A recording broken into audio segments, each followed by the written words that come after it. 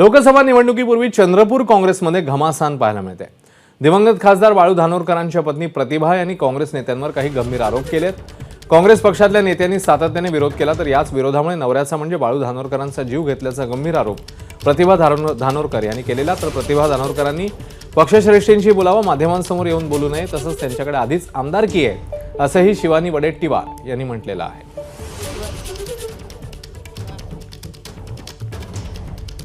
अनेक लोक आहे की जे माझा विरोध सतत खासदार साहेब गेले तेव्हापासून करत आहे। या विरोधामुळेच आज माझ्या नवऱ्याचा सुद्धा जीव त्यांनी घेतला आणि माझ्याही मागे ते लागून आहे, पण एक जीव गेला, आता दुसरा जाणार नाही याची काळजी मी घेईल। आणि हे करत असताना नक्कीच पक्षाचे जे ध्येय धोरण आहे, पक्षश्रेष्ठी जो निर्णय घेईल तो अंतिम निर्णय राहील। प्रतिभा धानोरकर यांना आमदारकी तिकीट देऊन आमदारकीमध्ये निवडून सुद्धा आणलेलं आहे काँग्रेस पक्षाने आणि ते सध्या विद्यमान आमदार आहेतच।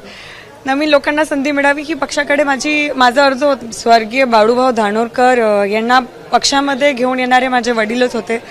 लोकसभेसाठी सुद्धा तिकीट मिळवून देण्यापासून त्यांना इलेक्शनमध्ये लोकसभेच्या इलेक्शनमध्ये निवडून आणेपर्यंत, त्यानंतर मिसेस धानोरकर यांना सुद्धा तिकीटपासून निवडून आणेपर्यंत प्रयत्न माझ्या वडिलांनीच केलं।